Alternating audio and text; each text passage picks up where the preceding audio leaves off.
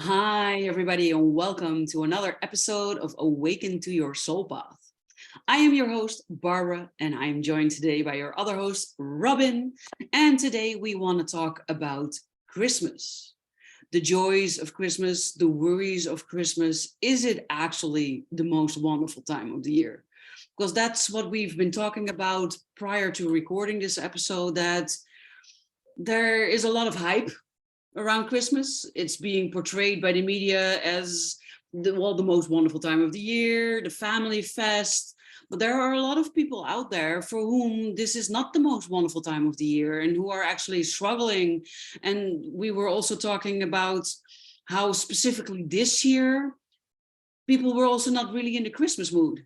And Robyn, you work in a hardware store and you were telling me that people were just now buying a tree or Christmas decorations or stuff like that. So very last minute, right? It is. Like, I've talked to a lot of people this year. Nobody's in the Christmas mood. I have a friend who just put up her tree on the weekend. Lots of people are struggling getting in the Christmas mode this year. They just don't feel like it's Christmas. I know I don't feel like it's Christmas. And, I talked to my daughter and, she had anxiety around it. And so I said, well, let me come Christmas Day and I'll bring the turkey and the potatoes and, you just relax and your husband and me, and we'll do the cooking. Yes. Yeah, it's also I've been working the Christmas markets, of course. So the last couple of weekends, I've also had to work in the weekend. So I feel overworked at the moment. But I used the Christmas decorations for my Christmas booth to now spruce up the living room a little bit because I had them out already because I was using them. But that's it. I'm indeed not in the mood, and for the first time ever, I think I'm also going to spend Christmas by myself. And also for the first time probably ever, I'm okay with that. But I used to always love Christmas. That's where I want to start. Christmas to me was always this celebration with a wonderful smelling pine tree, because for me it needs to be a real tree if it comes. And I felt the joy of decorating the tree, and I could really look forward to that. And somewhere along the line, and I really think it has to do with family drama, family issues, resurfacing traumas in the family area, or maybe in friendships, that Christmas started losing its magic. And that it became more of this period where you're constantly reminded of the fact that you don't have loved ones to spend your Christmas with, and you don't have people who are inviting you and wanting you to come and join. And when I was still in the hurting mode, that hurt. Yeah, I know that Christmas, as a child, Christmas was wonderful for me. I looked so forward to Christmas. My mom and dad went into debt every Christmas and got it paid off by the next Christmas. Like, they would go to Sears and they would buy our Christmas on credit card. And then by the time they had it paid off, they'd have to start over again. But we always had beautiful Christmases as kids. And then when I became an adult, my my significant others weren't into Christmas. They didn't care about it. They didn't want a Christmas tree. And I just, it became almost traumatizing. There was, about 20 years worth of Christmases that I didn't spend with family. And, when my daughters started having their own children, then I started spending Christmas morning with them, or, watching them open their gifts. But I was only there for a couple of hours, and then I was kind of sent on my way. Mm-hmm. And it was really hard. It got to the point where it was incredibly depressing. Christmas was just depressing. I never decorate for Christmas. I don't put a tree up. I don't do anything. And I justify it by saying, well, I'm going to my daughter's and I'll enjoy their Christmas tree. But I just can't get into the mood. I have not been in the mood for Christmas for a very long time. I know exactly what you mean. I justified it with going on a trip. So I was always somewhere else, and usually not even in the Netherlands for Christmas, because then well, what's the point of putting up a tree when you're away, right? Or what's the point of hanging decorations when there's nobody to enjoy it? So I recognized that pattern, and indeed it very much had to do with not wanting to spend Christmas, not getting into the mood, because it's constantly a painful reminder of the things that you might want, but they're just not present in your life. And there are so many people out there for whom the same goes, that the way it's portrayed, it's supposed to be a time where you come together and where people are more loving toward each other, and where there's this Christmas spirit that seems to make things possible that normally are not possible. And it's portrayed as a time of wonder and miracles and joy and happiness, right? That's where all the movies are about, the ads are about, the songs. Don't get me started on the songs that are nonstop playing on all the radio stations. Most of them are about merry and joy and coming together and things being possible. But for a lot of people, that's just not the reality. And I think that because it's being portrayed that way, it's almost like rubbing salt in the wounds. I agree. I mean, I tried to get into the Christmas spirit this year by watching some Christmas movies, but it really didn't raise my vibration. Now I know that, as everybody knows, I've been sick and I've had surgery and my body's still healing and it's tiring, but I just don't feel that. I'm going to call it that spiritual upgrade. I mean, I couldn't even get into the winter solstice this year. I just, it was like, okay, great. Yeah, it's the winter solstice. Wonderful. I connected to the energy in my yard, in my home, and, thank them for being with me all year and everything they do. But it was a very little short 5-minute little thing, because that's about all I've got the energy to do right now. But there's no positive energy around this. It's just like, it's blah. I feel blah. You're bringing up an excellent point, because I've been talking to a lot of people and they roughly tell me the same things. And it's what I am feeling as well. Tiredness, but a tiredness that goes beyond not sleeping enough, or it's a physical tiredness, but also a mental tiredness, and maybe even a spiritual tiredness, where most of the people that I talk to, and it's also the desire that I Let's just see.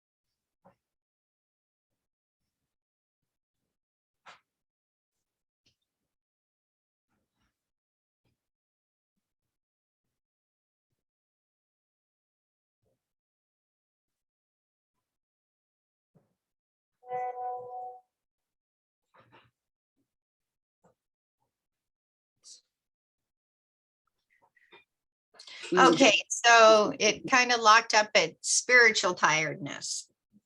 So if you want to go into the spiritual tiredness, then you can cut it and go back in. Exactly.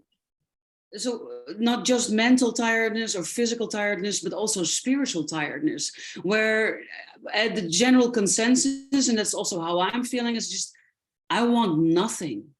I need a period of nothing. It's been too much asking, too much doing. I don't know. I cannot even describe enough. Most people can also not tell me what's too much or what's enough.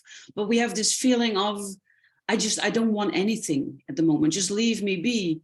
And what you're talking about with the winter solstice, if I hadn't been invited by other people to actually do something about it, then it would have been, oh yeah, it's on my calendar. Oh yeah, okay, look, okay. And then that would have been it, because I'm tired and everybody that I'm talking to is tired. I agree with you. I think this is a soul tiredness. I think we have been through so much since 2020 that even our souls are exhausted, because our souls are having to hold us up emotionally, physically, spiritually. And we're relying on our soul a lot more than we normally would, I think. And I just feel a soul tiredness. Like my soul is like, you know what? I just need to rest. We just need to go into veg mode. We're not going to do these deep meditations. We're not going to do this deep spiritual work. And if we do need healing, we're going to get other people to do it for us.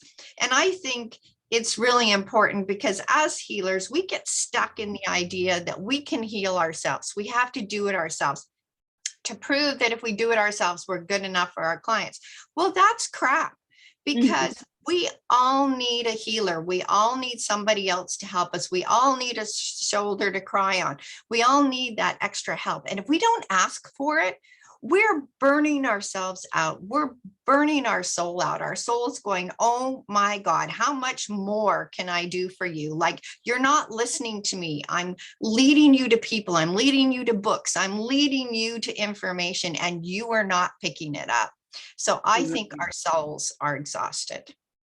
Yes, I completely agree. And the way that I noticed that with myself is that I am indeed binge watching. And it doesn't really matter what it is, as long as it's remotely interesting, because it's not about the content, but it's more, I cannot read anything that has substance or that's about personal development or stuff, because it's full. It has reached a limit. It's done, which is part of wanting nothing, I think, to kind of chew everything over and regurgitate and maybe given it a place. And well, I think it's also quite normal for the winter period, right, to retreat within, but it goes beyond that. And indeed, binge watching is one of the signals that I recognize as the signs of saying that it's been too much. You really need to do nothing more or not add any new information anymore. It's just, it needs to stay in where it is. And that's actually also what I've been reading now in the Gene Queens sequence that I'm doing, that this is the shadow of the empathy, where you come into this numbness that you often fight. I used to fight it.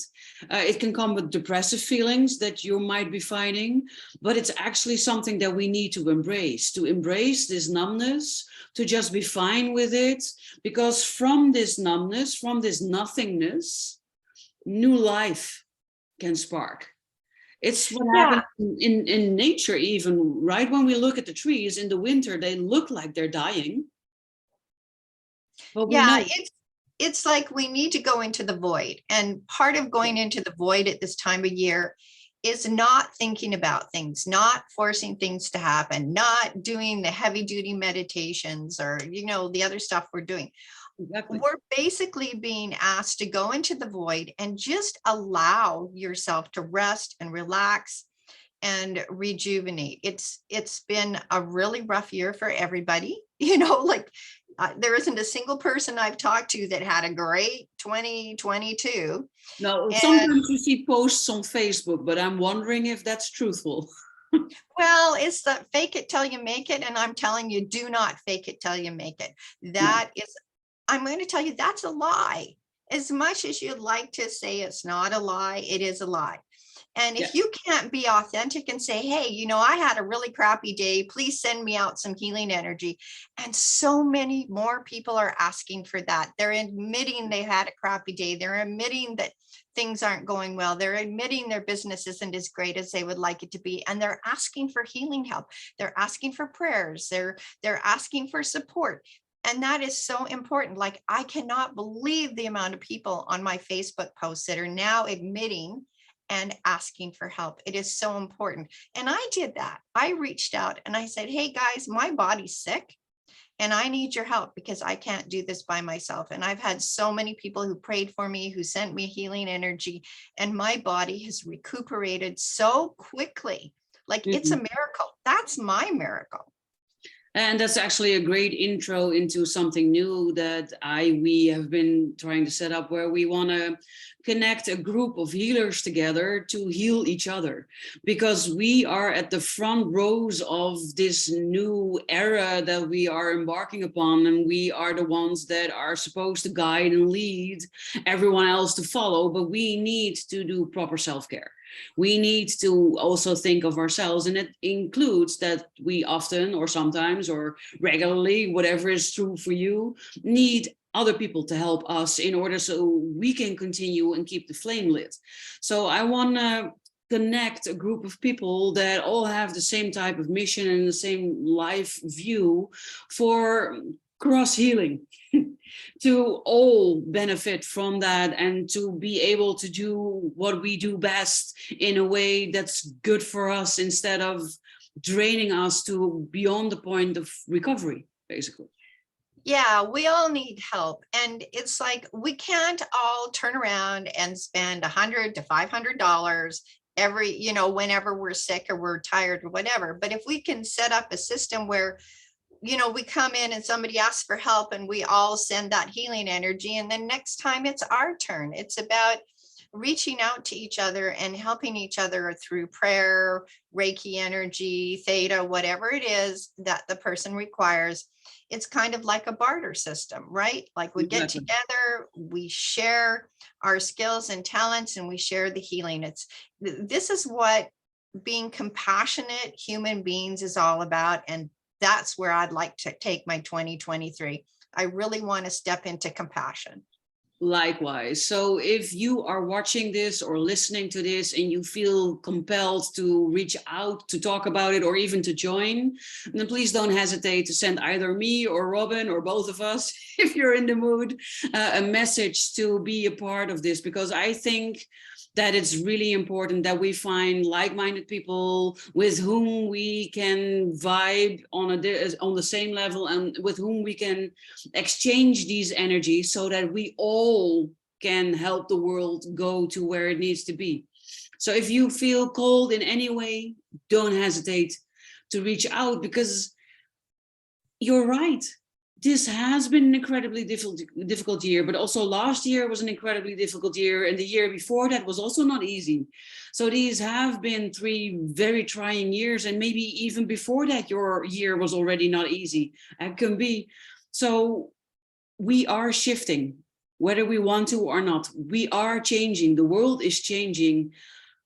The only thing we can do is move with it and stay as healthy as possible, and lead by example. And it's wonderful to be able to share that with other people, and to be able to talk about these things, and to know that you're not alone. So that might be the main purpose, right, of us talking about this, Robyn, to let everybody know you're not alone. You're not the only one feeling this way. You're not the only one that might not really like Christmas or even hate Christmas. You might also really like it and still struggle. That's also possible. But in any case, you're not alone. And I think it's important to talk about these topics and to share the insights and the gifts that we've been given, right? I agree. There's this whole thing about being humble and being grateful and being authentic that 2023 really needs to bring out in each and every one of us. And I just want to say that Spirit's going to lead the people to you that are going to be the best for you, be that client, be that other healers, be that a book you need to read. If we're open to receiving, we're going to receive everything we need, but we need to come from a place of humility, authenticity, and most importantly, gratitude, like really feeling grateful for all of the things that we have in life.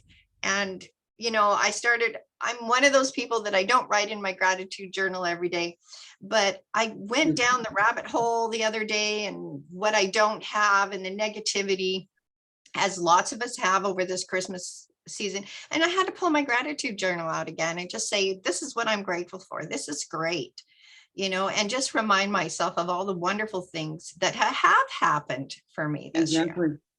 I pulled 4 words for that are the vibe or the energy of my coming year. For me, they were love, gratitude, connection, and breakthrough. So I'm very much looking forward to the new year, because these are words that resonate with me on a deep level and that light me up and inspire me. So yeah, but you're right. We often forget the things to be grateful for. And if I take an example for myself, I already shared I was at Christmas markets with the beautiful pendants that I'm creating, and Sunday, everything that could go wrong went wrong. And I ended up being ready with my booth 2 hours after the Christmas market already started, with a huge amount of stress and everything around it. But then I met so many wonderful people. I had so many wonderful conversations. I had a wonderful conversation with a girl and her sister that were 8 and 5, and they were asking about my pendant, and I was able to explain it to them in a way that they understood, but that not used all the big fancy grown-up words, but also people that just brought me glue wine or got me something to eat because I was by myself and I couldn't leave. And those were the things that I was so grateful for. The little things, the people that you meet, the things that they're doing for you. And that made me completely forget all the stress and the shitty things at the beginning of the day, just by tapping into love and gratitude. That was the main theme of the rest of the day. And that made it an awesome day, even though it didn't start awesome, and it also didn't end awesome when it comes down to organization and market things. But the in between with the people and the responses, I'm very, very grateful. It was beautiful. Yeah, it's amazing how sometimes things don't go the way we want them to, but it turns out that that was the best thing for us. Sometimes just making those connections. It's not about selling our product. It's not about making the sales. It's about making those connections and getting people to think about us and having those heart-centered conversations. Like, I know I am so grateful that I have my friend Tina here, who has been taking care of me. I would not have recovered as quickly as I have if she hadn't been here. In fact, I don't know how I would have survived. With all the snow, there's no way I could have shoveled my walks. I already had to pay a $182 fine for my walks not being shoveled while I was in the hospital having my surgery. And it was like, I'm so grateful that I have people in my life who are helping me right now. And I haven't had that before. And I had to clear those programs and ask Spirit to tell me who I needed to ask. And Spirit said, call Tina. And then they said, post on Facebook, be honest, be authentic, be vulnerable, and tell people I need help. I can't do this on my own. And it's been amazing. Yes. Yeah, the people that have massively reached out to you, that was heartwarming to see from a distance even. And it's wonderful that people like Tina are willing to come and help and stay in your house. And honestly, it's ridiculous that the city fined you. Of course, they couldn't know that you were in the hospital, but I hope that you were able to send them a letter saying, I was in the hospital, please, can you do something about it? But yeah. City. I did went and talked to them, but it was like, no, this is a contract. There's nothing we can do about it. And it was the bylaw officer who finds you. And I'm like, really? Like, are you telling me that 30 minutes worth of shoveling is worth $182.50? But, it is what it is. And, there's nothing I could do about it. So I paid it. Exactly. And sometimes it's just about taking it and then thinking, well, okay, this is just the way it is. I'm not going to waste my energy on it. I'm not going to waste my time on it. I'm not going to be upset about it or mad about it or any of those negative emotions. I'm going to stay neutral, just pay it, and then consciously choose to focus on Tina being here and being grateful in your case, or just positive things in general. And that's the amount of control that we do have. We don't have any control about the bylaw officer that writes a ticket when you're in the hospital and you're not even able to clear your sidewalk, or the hefty fine I got because my car was still in the city while it was not allowed to be there, while the organization fucked up so much I couldn't get my car out. It's just thinking, okay, this is reality. I'm paying it, and then I'm focusing on what I want to focus on, so that I experience feelings I actually want to feel. And most of us, we don't think we have that choice. We are sort of the victim of the circumstances and the feelings that come with it. But at any time, you have the choice to not let it come in and to keep it out, and to consciously then focus on, even if it's only one thing, even if it's just, how awesome is it that in this winter time I have a lot of kitties that come and lie on my lap and that give their warmth and their love to me, so that I'm still feeling some kind of warmth, or that I woke up this morning and didn't die in my sleep. It might sound a bit dark, but these are things to be grateful for. And if you try, there's always something to be grateful for. And there's always a lesson to be learned. There's always a silver lining in everything, but you need to look for it. You need to be the one that actively looks for it and then chooses to have that be your center of attention. Because when you're feeling grateful for someone, and maybe even loving towards someone, you're going into the high vibration sphere where you will attract everything that you've ever wanted in life. While if you go down the rabbit hole and you go into the negativity and the frustration and the anger that could come with a ticket like you're describing, then you're taking yourself away from the things that you want. But it's hard sometimes. It is hard sometimes, but being in the mode of gratitude, I also want a shout out to my friend Peggy and her husband, because they drove me up to Calgary for my surgery in a blizzard. Oh, wow. And, I didn't have, they were the only ones that were available. And then a shout out to my sister Samantha, who dropped everything and, canceled all of her appointments for the day to come up to Calgary and take me home. So it's like when you ask Spirit to help you and you're in a sense of gratitude and in a place of trust, people show up for you. Exactly. But if you're in that woe is me and the victimization mode and all of that other, nobody shows up for you, because that's what you're putting out in the universe. So one of the things, gratitude is what I learned through this. Trust, I learned through this. Surrender, just having to surrender to allow my body to go through this and not be upset about it and not feel guilty and not beat myself up. Like, I have no idea why my soul wanted to go through this experience, but I accept the fact that this is part of my soul path, and I'm not going to beat myself up about it. I'm not going to feel guilty about it, and I'm not going to feel less than, because as a healer, people are going like, well, you should have been able to heal yourself. Well, you know what?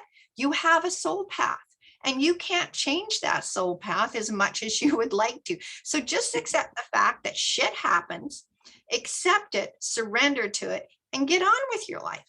Yes, that is exactly the thing that you need to do. And at the same time, most of us struggle with it. It sounds very simple, but in actively doing it, a lot of people are encountering difficulties. And that's where Robynn and me come in. We can help you navigate these difficulties, and we can help you overcome difficulties, and we can help you break through other things that are blocking you. Because one way or another, you need to fight, you need to stop fighting. You need to stop fighting the flow, the river of life, and you need to surrender to it.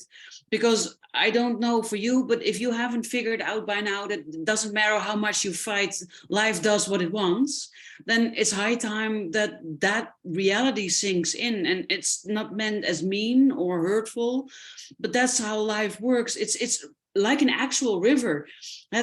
We can try to alter its course, but it will find a way to flow where it wants to go.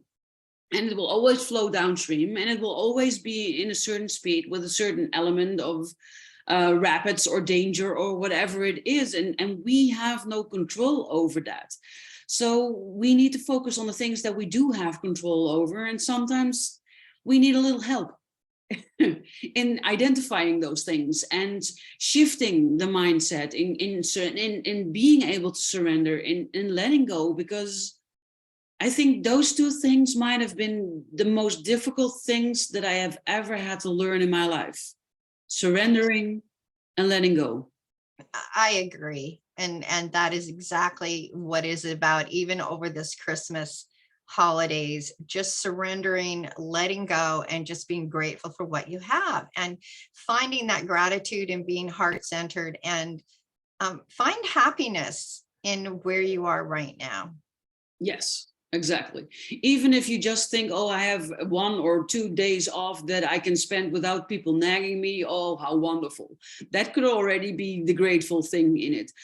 And if you need help with anything, then please don't hesitate to reach out. Again, my message and Robyn's message also, find us, send us a message. I'll make sure that our contact information is in the show notes.